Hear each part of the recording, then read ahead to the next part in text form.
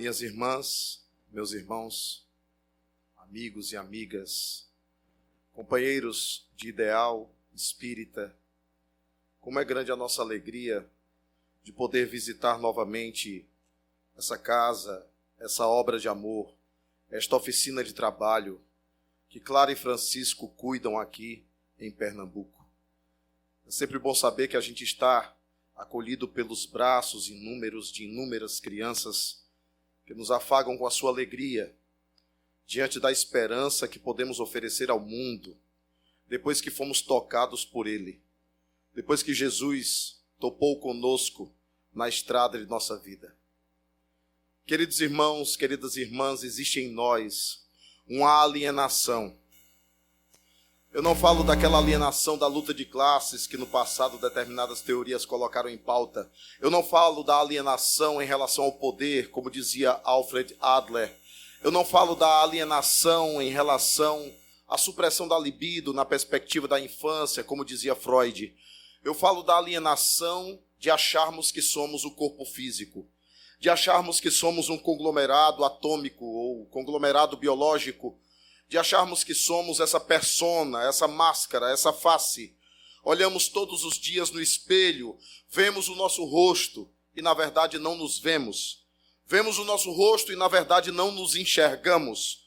Porque na verdade a realidade nossa mais essencial, a realidade nossa primeira, a realidade nossa primordial não é feita de matéria propriamente dita. Não é feita de pó, o pó da terra.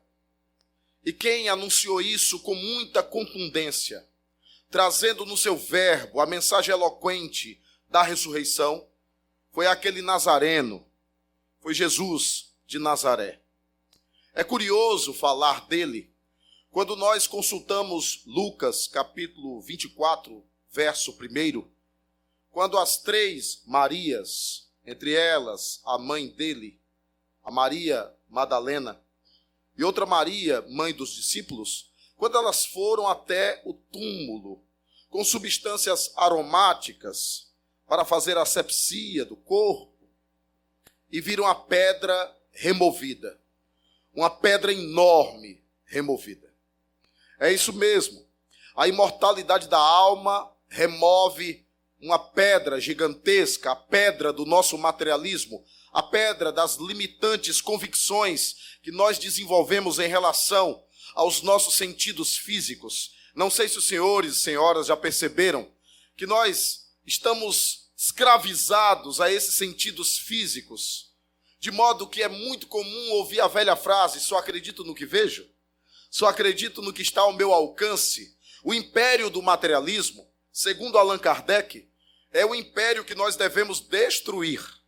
Porque é o materialismo que produz o suicídio, pela ilusão de que aquela alma irá encontrar o nada, pela ilusão nihilista de que aquela alma irá apagar a própria consciência.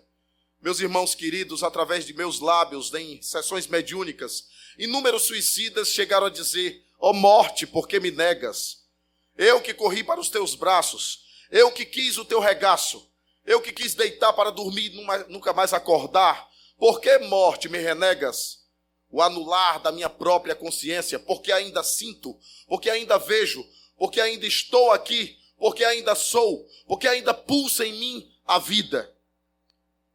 O que torna curiosa a existência do ponto de vista filosófico, porque falamos muito de livre-arbítrio, mas há algo que não podemos escolher. E esse mesmo suicida, através de meus lábios, dizia: Deus é um tirano, porque ele não me deixa escolher não existir. Porque, de fato, em nós, a essência divina, em nós, a centelha divina, questão 76 do Livro dos Espíritos, em nós, essa chama, essa centelha acesa como consciência, não morre jamais.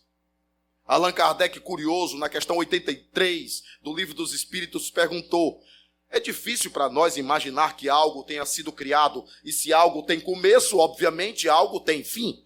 Se algo teve começo, necessariamente esse algo tem que ter fim. Os espíritos responderam assim: nós sabemos que para vós, na atual circunstância, vos é limitante compreender determinados mistérios. O que podemos vos responder, por enquanto, é que os espíritos não terão fim, embora tenham tido um começo. Consultando Gênesis 27, 1, nós vamos perceber que Deus criou o homem. Curiosas traduções bíblicas, eu tenho uma Bíblia recente, foi recentemente lançada, para quem gosta de ler a Bíblia. Aliás, eu acredito que todos os espíritas deveriam ler e estudar. Primeira revelação, Moisés. Segunda revelação, Jesus. Terceira revelação, Espiritismo. Então precisamos abarcar essa pedagogia divina. Eu encontrei uma Bíblia do aramaico, traduzida diretamente do aramaico. Ela é chamada de Bíblia Peshitta. Peshitta significa original. E numa tradução, vamos dizer, até mais crítica, Peshitta significa sem os erros de Roma. Na Bíblia Peshitta diz assim: Deus criou o ser humano.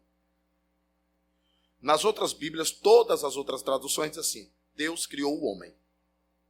É curioso, porque você tem que avançar no Gênesis para depois Deus dizer assim: e ele tomou do barro e soprou em suas narinas, e o homem se tornou alma vivente. Curiosíssimo, porque Allan Kardec definiu alma como? A palavra alma é de uma confusão extrema em todas as religiões. Ela tem 1000 traduções, 1000 significâncias. E Allan Kardec convencionou o seguinte: vamos combinar. A alma é o espírito encarnado. Alma vivente. Alma manifesta. Ou espírito manifesto no corpo, alma. Se você tem medo de alma, por favor, não olhe para o lado. Porque nós estamos cercados de almas. Você é alma. Eu sou alma, porque estamos na condição de espírito em manifestação corpórea, em manifestação no mundo de carne, no mundo de matéria. Mas vejam que coisa curiosa, e que tem a ver com o mistério da criação. Allan Kardec tentou descobrir com os espíritos quando e como fomos feitos, fomos gerados. Poeticamente falando, do ventre de Deus, como e quando. E os espíritos disseram: não entre por esse caminho, porque você vai se perder. Você vai entrar num labirinto. Enquanto vocês aí estudam a origem dos vossos corpos físicos, nós aqui estudamos a origem dos espíritos. E não temos resposta. Sabe por quê? Porque isso está no princípio das coisas. E só o que domina o princípio das coisas é Deus. Mas vejamos ainda Gênesis. Deus criou o homem primeiro. E depois soprou nas narinas do barro feito. Quando a gente sopra, sai de onde? Qual é o movimento para que o sopro venha à tona? Precisa de ar. Precisa de respirar. Mas sai de onde? Sai de dentro. Movimenta o pulmão. Movimenta o esôfago. Movimenta toda uma musculatura. Mas sai de dentro. Talvez nós tenhamos aí uma pista do que somos. E também uma pista do quanto nos subutilizamos. Do quanto nos distanciamos de nossa essencialidade primordial. Do quanto muitas vezes nos preocupamos com questões comezinhas do nosso cotidiano, esquecendo a nossa herança divina, que pulsa em nós. Nós carregamos o DNA de Deus, porque nós saímos dele. É por isso que Paulo diz: nele nos movemos, nele estamos. Deus a tudo permeia. É por isso mesmo que a palavra religião é inadequada, porque ela vem de religar. Mas religar o quê? O que está desligado de Deus? Nada está desligado de Deus, porque tudo e a tudo Deus permeia. Por isso Allan Kardec se preocupou em não chamar o espiritismo de religião, porque iam confundir com culto exterior, iam confundir com paramentos, iam confundir com ritos e rituais, iam confundir com hierarquias, iam confundir. Do ponto de vista filosófico-moral, o espiritismo é uma religião no movimento moralizante, no movimento da atitude espiritualizante. Palavras de Allan Kardec: o espiritismo é uma ciência com consequências morais. Porque se você se convence filosoficamente da reencarnação, embora já haja evidências científicas da reencarnação, consultem os livros do Dr. Ian Stevenson, consultem os livros do Dr. Hernani Guimarães Andrade, sobre casos sugestivos de reencarnação. Pesquisa em torno de crianças, sinais de nascença, pesquisas variadas em torno de pessoas que têm lapsos, lembranças. Pesquisas feitas em loco, até por um sacerdote, que deu origem a um documentário chamado Mânica Mânica. É o caso de uma menina chamada Mânica, que lembrava do local onde morreu, lembrava onde morava, e o marido ainda estava vivo. E ele a soltou no meio de uma praça. E quando ela encontrou o marido, ela olhou e disse o nome dele. E quando chegou em casa, perguntou por que determinado móvel estava em outro lugar, por que determinada parede foi construída, por causa disso e daquilo. Reclamando. Estava conversando com o Guilherme há pouco, porque ele tem um caso de reencarnação junto dele.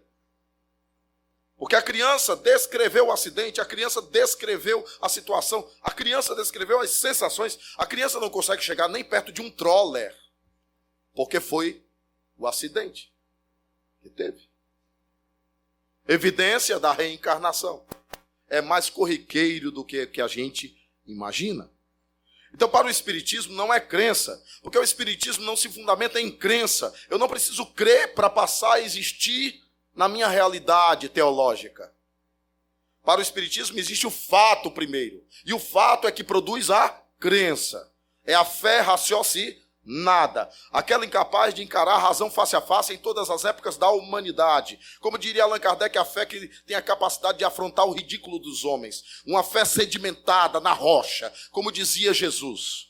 Uma fé que se sedimenta numa frase de Jesus a Tomé: se duvidas, vem e toca nas minhas chagas. O Espiritismo está dizendo ao mundo assim: se duvidas da imortalidade, vem e toca. Se duvidas da reencarnação, vem e toca. Se duvidas da lei de progresso, da lei de causa e efeito, da pluralidade dos mundos habitados, vem, pesquisa. Mas não fique estagnado na sua ignorância, movimentando o seu raciocínio por meio de crendices. Porque não existe porque eu não creio, não existe porque eu não creio. E muitas vezes a humanidade está caminhando assim, como se fosse aquelas siriemas que escondem a cabeça no buraco.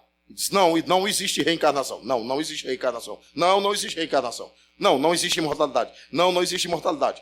Não existe. Estou assombrado. Não existe morto. Morto-vivo. Ninguém volta. E o Espiritismo está gritando ao mundo já faz tempo, através de postulados de uma segurança e encadeamento doutrinal lógico. Porque não dá para ser só espírita cientista. Você acaba se ajoelhando diante da cruz, na perspectiva religiosa. Não dá para ser só religioso. Você pode virar um fanático. Você tem que ser bafejado pela ciência e pela filosofia. Não dá para ser só um espírita filósofo, porque sendo espírita filósofo, você simplesmente só vai questionar, elucubrar, especular, mas aquilo não vai produzir nada em você. O espírita é trino, porque a doutrina é trina, até rima. Desse modo, voltando ao Gênesis, ficou claro que nós saímos de Deus. Por isso, essa essência divina não pode ser aniquilada. E esta é a maior decepção de todos os suicidas do além: não conseguirem aniquilar a consciência. Ela não se apaga nunca. Pronto, está aí uma coisa que Deus não nos deixou escolher de maneira alguma. Nós não podemos não existir. Por mais que queiramos, nós não podemos não existir. Não é escolha nossa. Mas por quê? Porque fomos formados de sua substância. porque somos o usufruto, o resultado, o substrato de sua essencialidade divina. E ele é eterno. Então isso não se aniquila de maneira alguma. Bom, isso aqui foi a introdução da palestra. A gente pode ir até meia-noite? Voltando a Lucas, aquelas mulheres extremamente caridosas queriam prestar um costume judaico que é comum: cuidar do corpo, cuidar do cadáver, colocar unguento, substâncias aromáticas. Mas a pedra estava removida, elas já ficaram assombradas. E no assombro, ainda em Lucas, é só você ler do verso 1 ao verso 25, você vai ver que descrição extraordinária. Disse que 2 homens apareceram junto delas, 2 homens, e suas vestes eram resplandecentes. E quando eles apareceram, elas ficaram tão aturdidas que ficaram com a cabeça olhando para o chão, ficaram paralisadas. Alguém aqui já viu morto? Alguém aqui já teve alguma experiência assim? Tem gente que me diz que a língua cresce dentro da boca, você não consegue dar uma palavra. Eu me recordo do meu pai, que por sinal não era Francisco de Assis. Ele era católico, devoto de São Francisco, já está no além, meu pai. E meu pai tinha que chegar em casa, em Maranguape, e ele tinha que passar pelo cemitério. Imagine que sinistro. O papai chegava muito tarde, passar no cemitério, já perto das 11, perto de meia-noite. E ele disse que já passava com medo, que o papai era medroso para esse negócio de alma. E ele disse que um dia, assim que ele começou a caminhar na direção para chegar na casa dele, que era por trás do cemitério, ele viu aquela pessoa recostada na coluna. Ele nunca tinha visto ninguém naquele horário ali. Ele já ficou apavorado. E aí ele disse: eu vou cumprimentar, mas se não for coisa desse mundo, eu corro. Aí ele foi caminhando. Quando chegou assim pertinho, ele disse: boa noite. Disse que o homem que estava lá encostado da coluna só fez assim. Papai disse que foi uma carreira mais desembestada do mundo. Papai era engraçado. Ele teve um conflito com a irmã dele, a tia Alba. E a tia Alba veio a desencarnar e o papai não refez os laços com a tia Alba. Ficou aquela pendência emocional. Olha, se você tiver alguma pendência emocional, trate de resolver logo. Porque dá uma trabalheira doida, não é, Sônia? A pessoa voltar numa mediúnica, tem que ser doutrinado, né, Marquinhos? Tem que ser doutrinado para poder perdoar. Perdoe logo. Jesus é que era sábio. Ele dizia assim, ó: reconcilia-te com o teu adversário enquanto estás a caminho. Então a gente precisa fazer isso. E aí a tia Alba tinha desencarnado. O papai estava na rede. Aí o papai deu aquele leve cochilo. Nós espíritas sabemos que cochilar é ensaiar o desencarne.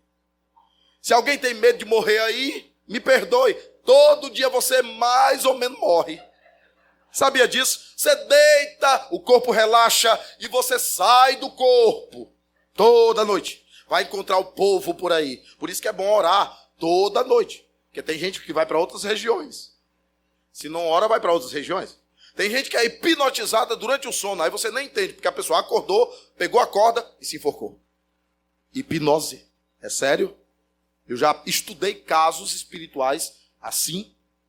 Falta de oração.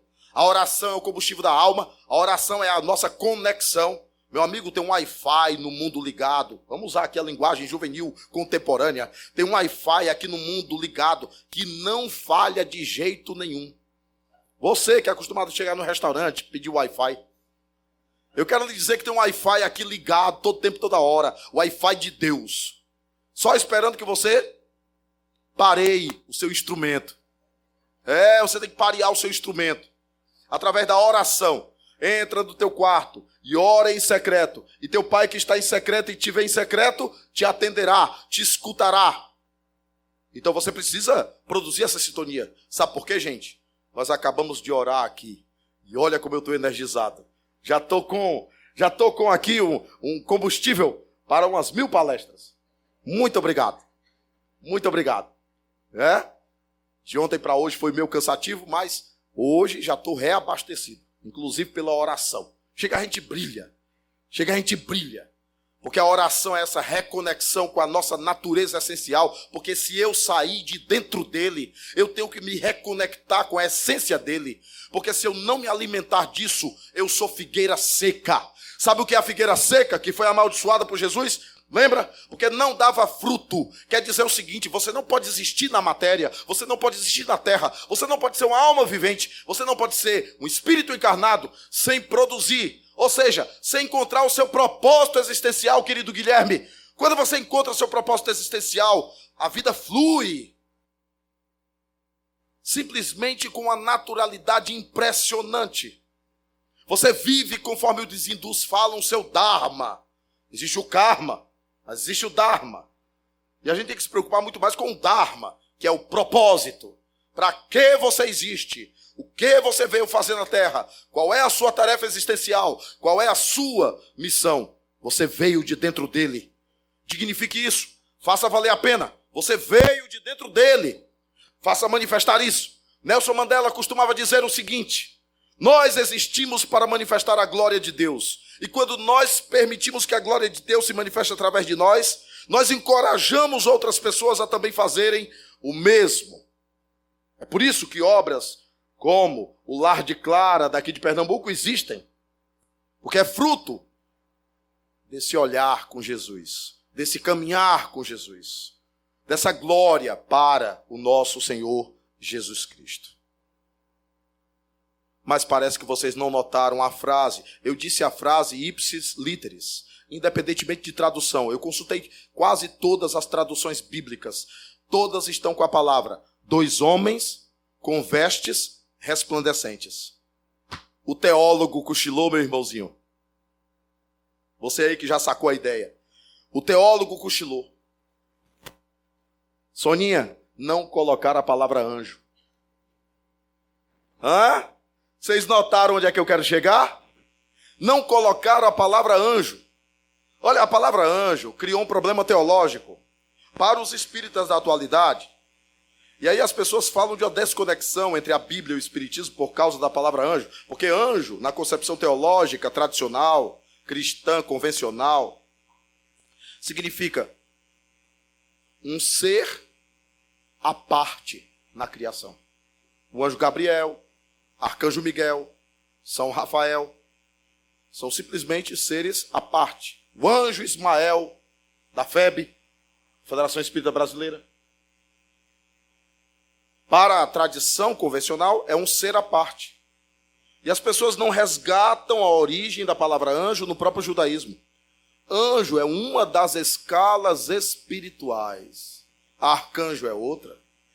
Querubim é outra. Serafim é outra.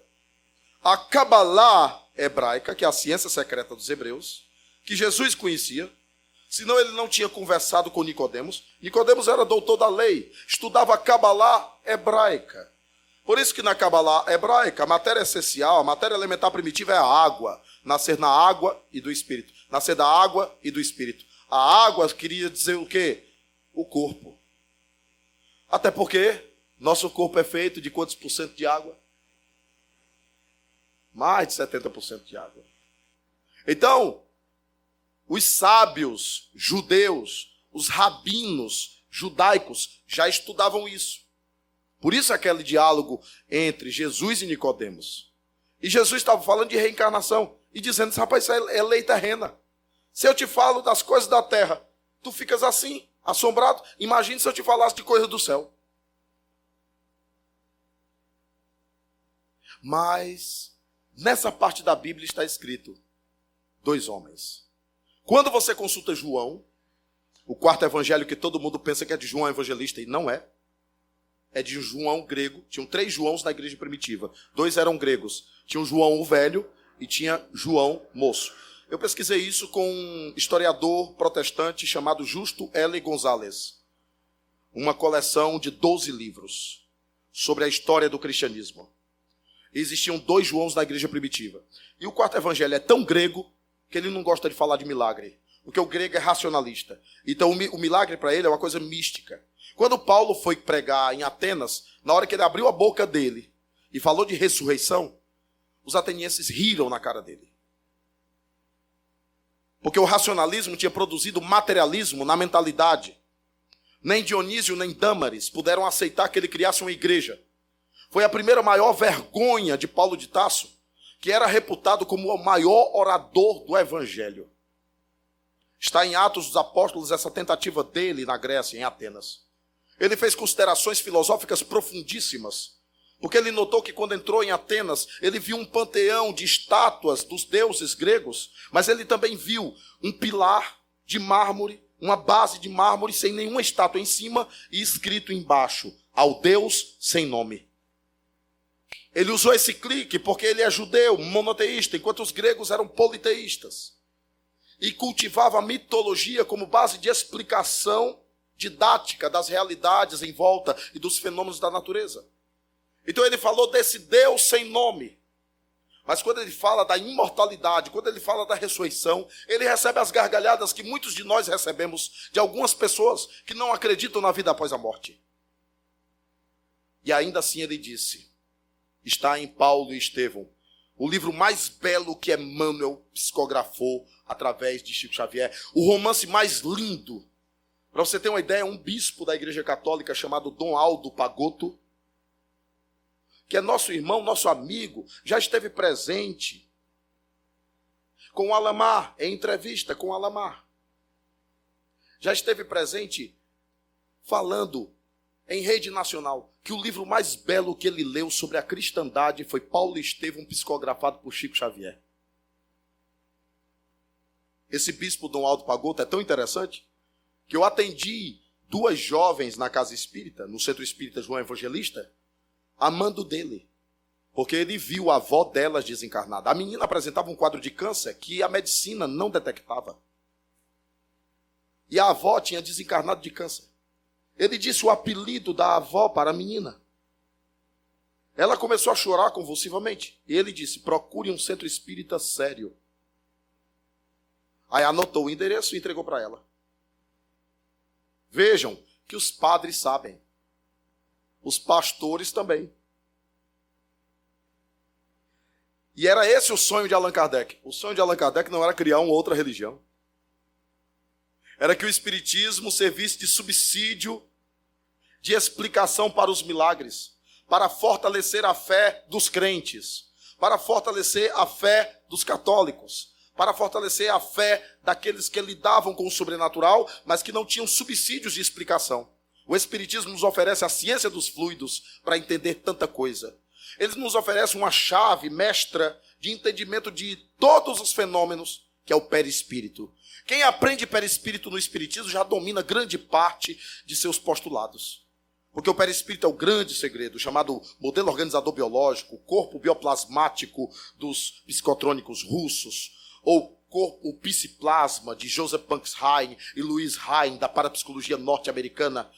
O perispírito explica as doenças que nós temos. O perispírito explica a genética que nós temos. O perispírito explica como se dá o fenômeno mediúnico. De que maneira a interpenetração da matéria. Como é que o espírito passa por uma porta, por uma parede. Como é que ele se faz presente? O Dr. Jorge Andréa, no livro Enfoques Científicos na Doutrina Espírita, chegou a dizer que talvez as partículas ou subpartículas meson, chamadas na ciência de partículas fantasma, porque ora elas aparecem nos aceleradores de partícula, ora elas somem como se fossem parte de outra dimensão, somem sem deixar de existir, apenas migram para outra dimensão, por isso partículas fantasma. O Dr. Jorge Andréa levantou a tese de que talvez o perispírito possa ser constituído também de subpartículas meson. Isso explica as casas mal assombradas, os movimentos de objetos, os fenômenos que nunca deixarão de existir, porque os fenômenos mediúnicos fazem parte da lei da natureza. Bom, mas elas viram homens com vestes resplandecentes. E no Evangelho de João, Quando elas entram, elas veem um rapaz ao lado do sudário. Curioso que ao lado do sudário estava a carapaça do cadáver, feita também de pano. Essa carapaça tinha sido colocada de pé. Sabe o que significa dentro do judaísmo? Que ele ainda vai voltar. Curioso, não é? E viram um rapaz. Gente, eu fui pesquisar na internet o aramaico, a palavra. E tinha a palavra rapaz. Perceberam? 2 homens e um rapaz. Não usou a palavra anjo. Se eram 2 homens, eram 2 espíritos. Se era um rapaz, era um espírito.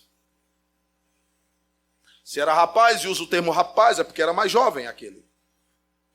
E usaram a palavra homem para aqueles 2 do lado de fora da tumba. Impressionante. Não usaram a palavra anjo. Ou seja, o resquício do que o Espiritismo já pregava. Porque, afinal de contas, Jesus era espírita. Como é que você diz isso? O Espiritismo nem existia. A palavra espírita, espiritismo, é apenas um neologismo para se dar nome a determinadas coisas. Mas pense na essência da praxis. Jesus conversou com um morto chamado Moisés no Monte Tabor.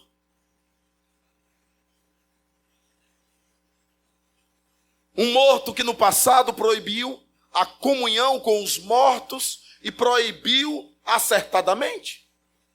Porque senão ninguém ia sedimentar o monoteísmo, já que sua atenção ia ficar focada nos espíritos. E também porque não havia nenhuma moral na consulta aos espíritos. Quem moralizou a consulta aos espíritos foi Allan Kardec, quando publicou o Evangelho segundo o Espiritismo. E quando disse aos médiuns sensitivos e aos promotores dos médiuns e sensitivos na Europa e nos Estados Unidos, especialmente, que cobravam consultas, dai de graça o que de graça recebeste. No livro História do Neoespiritualismo, de Arthur Conan Doyle, autor de Sherlock Holmes, que também era espírita, neste livro ele fala da briga que Allan Kardec comprou, quando ele disse que a mediunidade tinha que ser gratuita. Então cuidado quando virem médium colocando o dinheiro do livro mediúnico do bolso. Tomem cuidado quando virem médium sem obra social nenhuma. Pergunte para onde é que vai o dinheiro. Nós temos o direito de questionar isso, por causa da lisura e da moralidade que a mediunidade precisa ter. Dai de graça o que de graça recebeste. Não pode ser paga, diz Allan Kardec, você não pode garantir que o espírito vem. Não pode ser paga, diz Allan Kardec, você não pode garantir que ele vai psicografar a carta. Não pode ser paga, diz Allan Kardec, você não pode garantir porque os espíritos têm vontade própria e eles se manifestam se quiserem, se puderem. Há um capítulo no livro dos médiuns que delimita todos os motivos que fazem com que o espírito não venha a comparecer. Uma mulher quer a carta do marido, quer a carta do marido, quer a carta do marido. E não consegue. E quando a filha vai, consegue a carta. Porque a energia evocadora da filha tinha mais força do que a da esposa. Então há muito ainda o que se pesquisar. Existem muitos detalhes e meandros da mediunidade que ainda nos escapam. Mas a gente já observou isso no serviço de cartas consoladoras. Meus irmãos, se Moisés apareceu a Jesus, apareceu um morto, segundo o último capítulo do Deuteronômio, ele foi enterrado pelo Senhor. Tinha morrido. Eu não cito Elias, que também apareceu, porque normalmente os teólogos vão dizer mais, Elias foi arrebatado.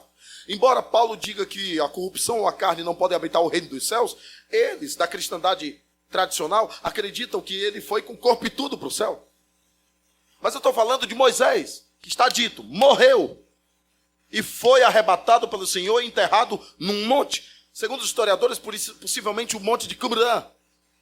Mas ele aparece e conversa com Jesus. Jesus tinha comunhão com um morto chamado Moisés. Antes dele desencarnar, aquele morto vinha consolar Jesus para dizer da sua missão, da sua tarefa. Foi sobre o que eles conversaram. Mas aquela geração não era amadurecida para conceber essas coisas. Então Jesus, quando desce o monte, diz assim para os discípulos, não contem isso para ninguém. Que é uma lição para os médios das mediúnicas de desobsessão. Terminou a desobsessão? Não conte para ninguém. Para resguardar o sigilo e o respeito pelas dores dos espíritos. A não ser que possamos, pela pesquisa, usar aquela dor para auxiliar a dirimir a dor de nós todos. Quanto não aprendemos com o depoimento de um fumante? Quanto não aprendemos com o depoimento de um suicida? Quanto não aprendemos com o depoimento de uma pessoa que foi maledicente na vida? Quanto não aprendemos com o depoimento de pessoas que simplesmente viveram a vida sem aproveitar a própria existência? Allan Kardec publicou um livro chamado Céu e Inferno, tão pouco lido, e tão interessantíssimo, e tão profundíssimo, e tão cheio de lições, porque até rainhas psicografaram através das médiuns que auxiliavam Allan Kardec. Está lá uma rainha da França. Ela era rainha, mas no mundo espiritual, ela era pobre. E ela fala disso. Allan Kardec evocou um espírito que tinha acabado de desencarnar. E ele se comunica. Evocou um suicida. E ele se comunica. Evocou um criminoso. E ele se comunica.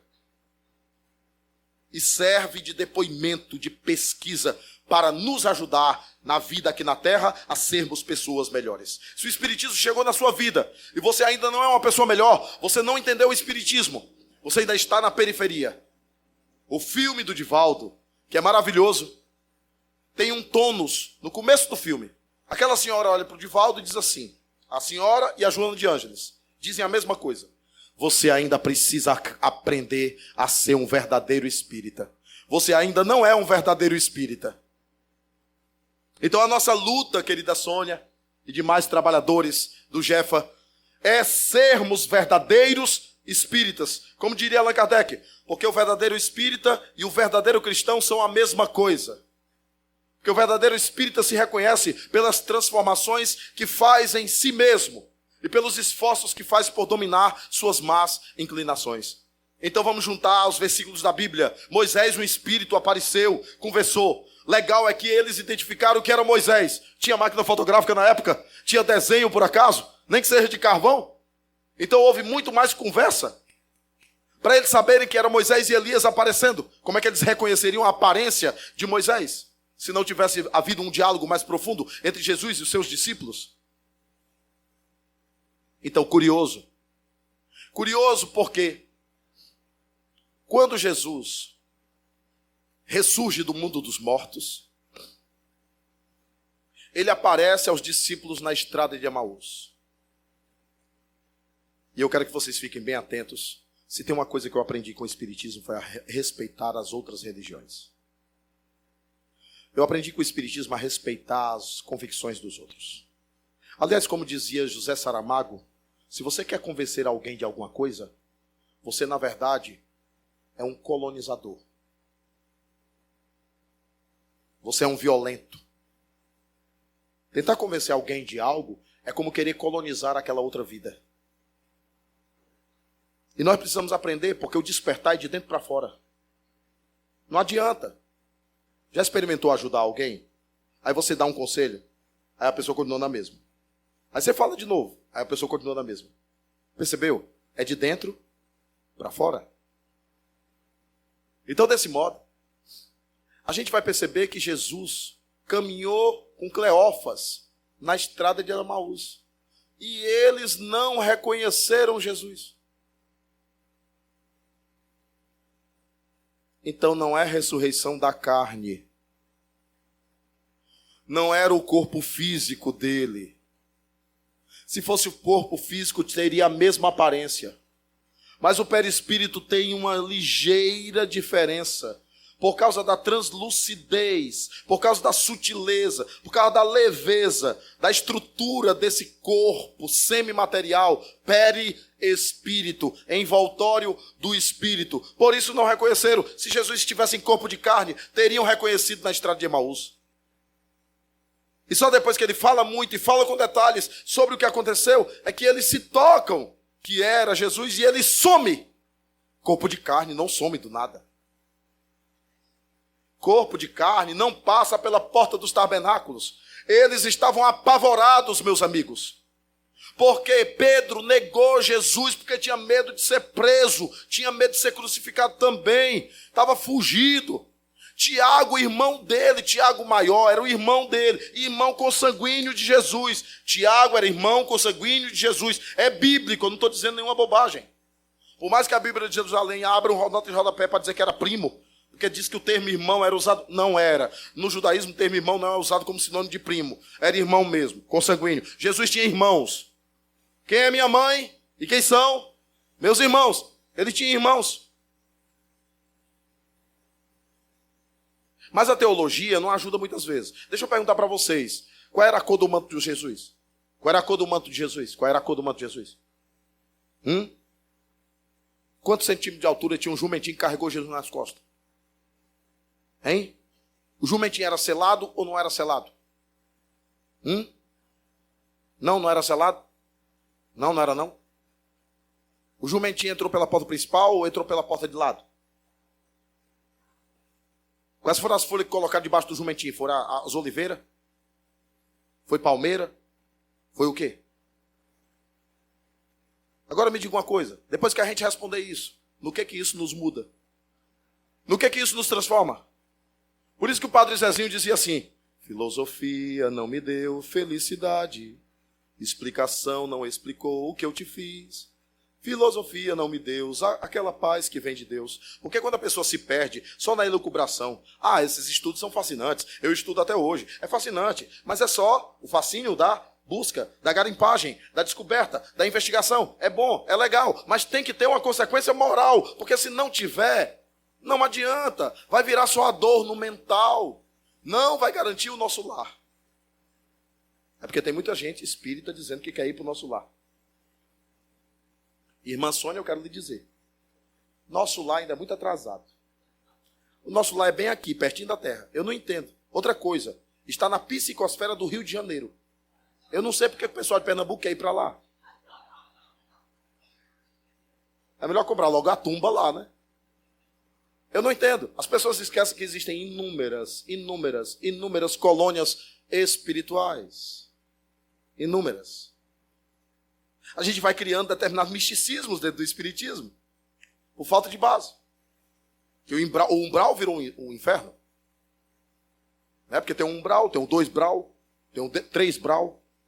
Tem uma cidade lá perto de Fortaleza chamada Sobral. E é quente. É quente. Tem gente que já disse que era a porta do inferno. É quente. Misticismos que a gente cria. Porque as pessoas estão esperando o céu ou o inferno depois da morte. Meu amigo, já é. É agora. E onde é que você está? No céu ou no inferno? O que é que você vive? Como é você por dentro? Como é que você é por dentro? É céu ou inferno? Se pergunte. Irmã Sônia, eu não quero nosso lar, não. Eu quero ir logo sentar ao lado de Jesus. Eu devo querer, né? Ele disse, batei, batei, abri-se-vos-á, buscai, buscai e achareis. Então bora arrebentar a porta do céu. Eu lá vou querer coisa pouca, nosso lar é bem aqui. Então vamos trabalhar, né? Tem que trabalhar muito, dormir pouco. Trabalhar muito, consolar muito, dormir pouco. Fazer a caridade. A irmã Rosália, minha mentora, me ensinou o seguinte: meu filho, para 100 de fenômeno, 200 de estudo e 300 de caridade. Olha a estatística. Para 100 de fenômeno mediúnico, 200 de estudo. Porque o médico que não estuda é um carro sem freio. Minha filha, vá se a senhorinha aí da ideia, viu? Eu sei que você riu porque a cruz agora pesou. E 300 de caridade. O tanto de fenômeno que existe em você, você tem que fazer 3 vezes mais a caridade, que é feita nas pequenas coisas. A caridade não é modismo, não. A caridade não é selfie, não. A caridade é aquilo que ninguém viu. Só Deus. A caridade é aquilo que você não pediu nada em troca. A caridade é aquilo que não constou no teu currículo. A caridade é aquilo que estava oculto, que só Deus viu. Passai à minha direita, benditos do meu Pai, porque quando eu tive fome, me deste de beber. Quando eu tive sede, me destes. Quando eu tive fome, me deste de comer. Quando eu tive sede, me deste de beber. Quando eu estava nu, me vestistes. Quando eu estava doente ou na prisão, fostes me visitar. Senhores, eu não encontrei Jesus na casa espírita. Eu não encontrei Jesus na igreja católica. Eu não encontrei Jesus na igreja evangélica. Eu não encontrei Jesus em templo nenhum. Sabe onde eu encontrei Jesus? Na dor do outro. Eu encontrei Jesus na fome do outro. Eu encontrei Jesus no jovem sem oportunidade. Eu encontrei Jesus na criança sem pai nem mãe. Eu encontrei Jesus na criança precisando de instrução. Foi lá que eu encontrei Jesus. Vivo. É lá que a gente encontra o Senhor. Mas a porta do tabernáculo fechada, e esse corpo de carne passa pela porta, como é que pode? Não, não. Ele estava em espírito, tangibilizado, materializado, mas ele se tornava intangível, porque as propriedades do perispírito são propriedades elásticas, são propriedades de interpenetração. Para quem estudar perispírito vai descobrir uma série de propriedades que o perispírito tem. Então ele passa pela parede. Os discípulos ficam assombrados. E Tomé diz, Senhor, és tu? Ele disse, se duvidas, toca nas minhas chagas. Por isso a importância da pesquisa na área mediúnica.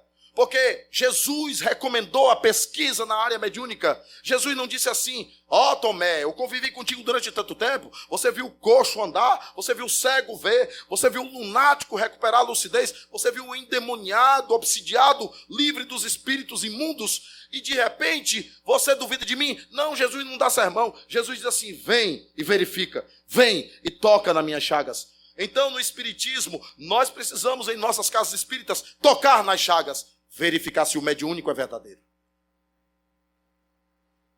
Então nós precisamos cada vez mais de pesquisadores espíritas que ajudem os médios a ter certeza da verdade da imortalidade e ajude outras pessoas também a perceber a assinatura dos seus mortos verdadeiramente. Para que a fé se faça robusta, fundamentada nos fatos, uma fé construída sobre a rocha que a tempestade não derruba.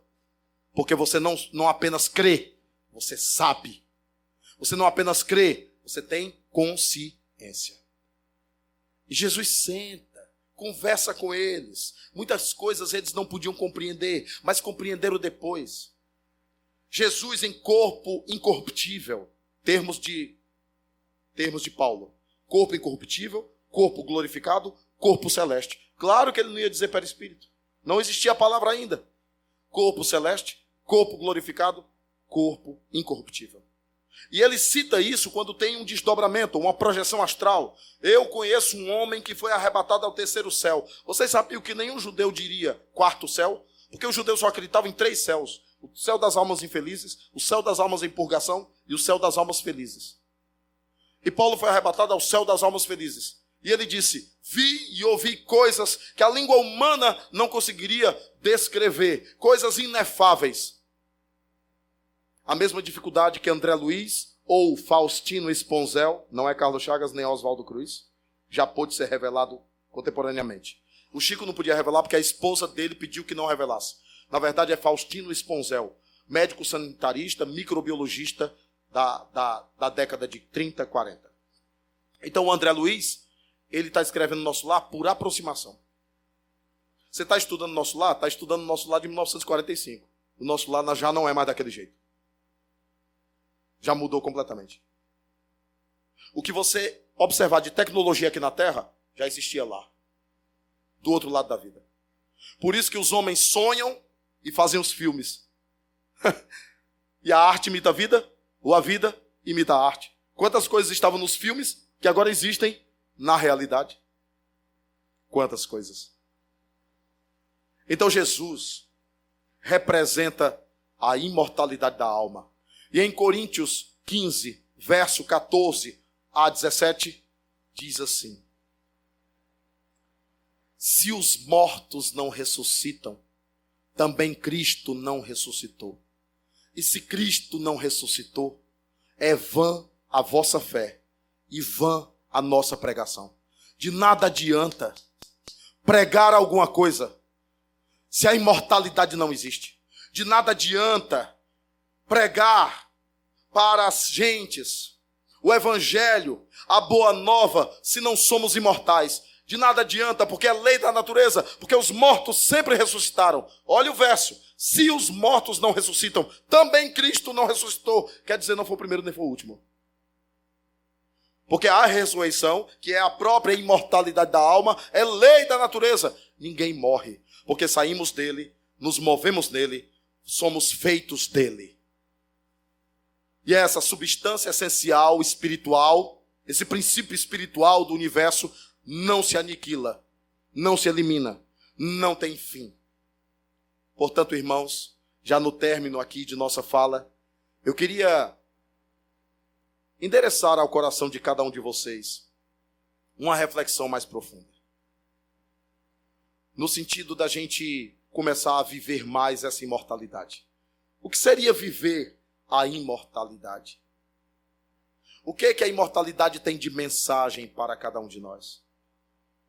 Guilherme Velho acabou de lançar um novo livro de pesquisa em torno de 3 médiuns, psicógrafos de cartas, médiuns autênticos, um livro chamado Vida Após a Vida. Esse livro que ele lançou é um grito de imortalidade. É um grande testemunho de que os nossos amores prosseguem, de que eles continuam a existir. Continuam a pensar em nós, torcer por nós, continuam a nos visitar, continuam a estar conosco. De 3 a 6 meses depois do desencarne, precisam muito de nossas orações, porque a maioria esmagadora vai querer negar a morte, negar que morreu.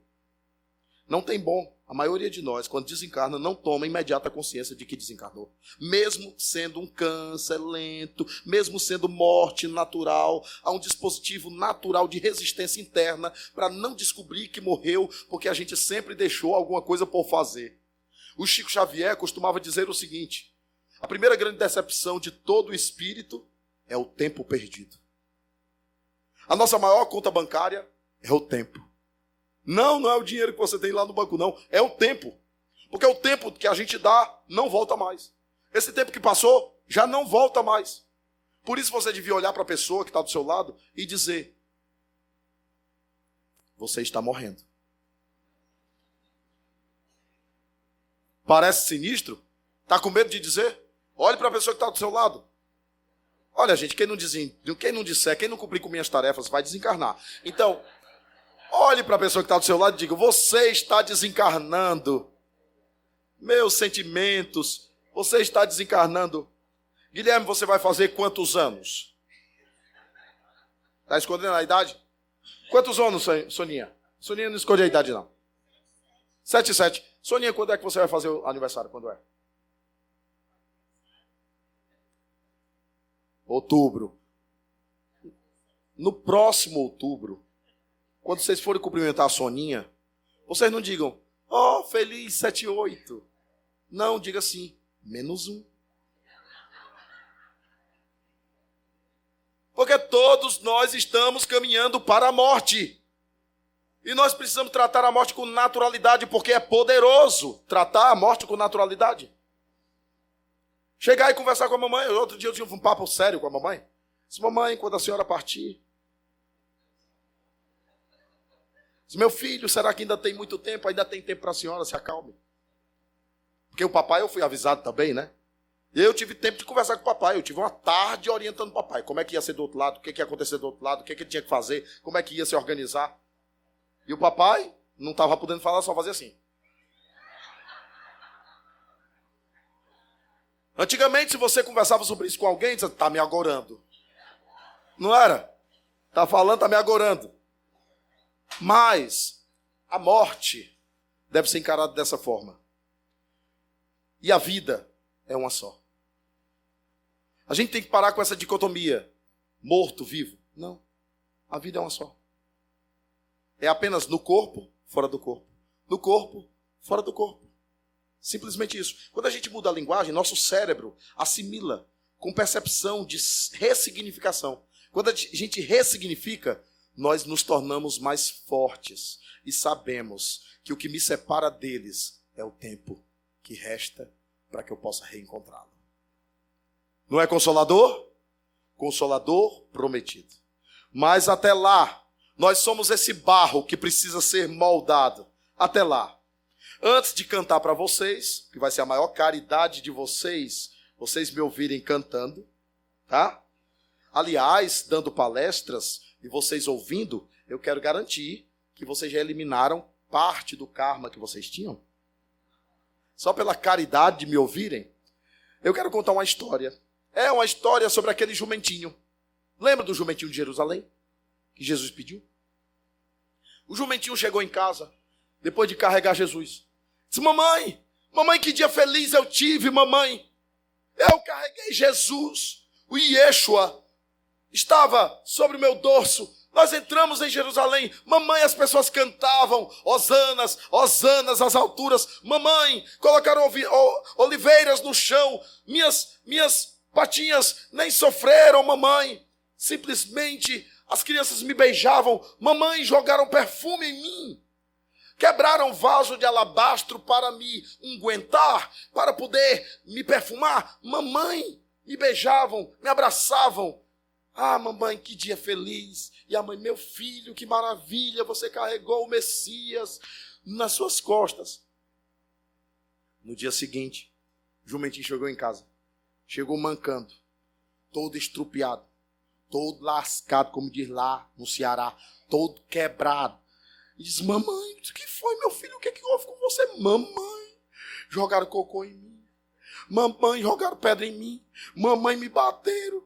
Mamãe, as crianças, estou com as patinhas tudo magoadas. Mamãe, o que é que aconteceu? Mamãe, e agora? Por quê, mamãe? Um dia eu fui tão bem tratado, no outro dia eu sou tratado desse jeito. Eu disse, pois é, meu filho, aprenda a lição. Sem Jesus, você é apenas um jumento. Receberam? Sem Jesus, você é apenas um jumento. Então, agora eu vou cantar. Já que a gente tem que se entregar a esse imortal de mais de 2000 anos, que também é espírito, e que voltou através do cristianismo redivivo, o espiritismo, e assinou aquela mensagem do prefácio do Evangelho segundo o Espiritismo. Venham como outrora entre os filhos desgarrados de Israel, confundir os orgulhosos, glorificar os justos. Em verdade vos digo que todas as coisas deverão ser restabelecidas. E assinou Jesus. Allan Kardec que colocou Espírito de Verdade. Quer dizer o seguinte, toda casa espírita precisa estar alinhada a Jesus, para que o Espiritismo possa produzir o verdadeiro Consolador. Como a gente está sentindo agora, e eu sei que vocês estão sentindo no coração de vocês, a energia que nos cerca nesse momento, dessa expressão de felicidade e alegria, porque a mensagem da morte não é a mensagem da cruz, é a mensagem de um homem que não ficou pregado na cruz, é a mensagem de um homem que desceu da cruz, é a mensagem de um homem que morto já estava de braços abertos, como a abraçar a humanidade inteira, como a acolhê-la e dizer, sai desse caminho turvo, sai dessa estrada sem rumo, retoma a tua essencialidade e o teu propósito. Tu não és pó, tu não és carne, tu não és matéria. Ou como diria Sinira Pinto, eu nunca serei pó, porque sou alma. Mas, para que possamos experimentar as doces claridades do terceiro céu, as doces claridades do mundo espiritual superior, as doces claridades da paz interior, nós precisamos nos permitir ser o barro nas mãos dele, para que ele possa nos moldar. E aí a gente pode cantar assim. Porque os cristãos primitivos, quando entravam nas arenas, eles cantavam. Havia disputas entre eles. Deixa eu ir primeiro. Eles sabiam que iam morrer. Deixa eu ir primeiro. Inácio de Antioquia dizia, Senhor, eu quero ser o trigo de Deus moído nos dentes dos leões, para produzir o pão espiritual do teu amor. Me deixa morrer por ti, Senhor. Como Joana de Cusa também morreu pelo Cristo. Porque os cristãos primitivos não tinham 1/3 dos subsídios doutrinários que nós espíritas temos, mas eles tinham algo que nós espíritas já deveríamos ter, por todas as informações que nós temos, o senso de não pertencimento a esse mundo, porque não somos daqui. Pode olhar para a pessoa do lado assim e olhar assim, é um ET. Não é daqui, nós não somos da terra, nós não somos daqui, nós não fomos feitos para viver aqui, para sempre aqui. Nós vamos desencarnar, nós vamos partir, porque a lei da gravidade vai nos chamar, o magnetismo espiritual de Deus vai nos chamar para o verdadeiro mundo do qual fazemos parte, conforme a sintonia da nossa própria evolução.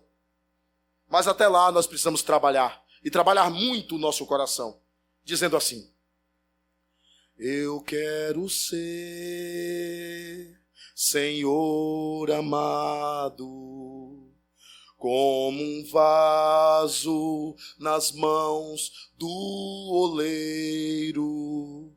Quebra minha vida e a faz de novo.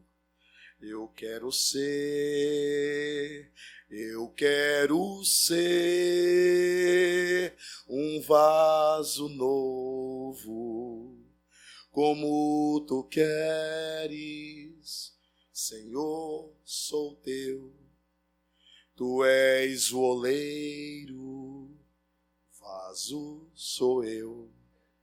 Quebra-me, transforma, até que enfim tua verdade se cumpra em mim. Será que vocês cantam a primeira parte comigo de novo agora? Eu vou cantando baixinho e você vai lendo meus lábios, ó. Eu quero ser, Senhor amado, como um vaso nas mãos do oleiro. Quebra minha vida, às vezes é necessário, e a faz de novo. Eu quero ser, nós queremos, não é? Eu quero ser um vaso novo. Que assim seja.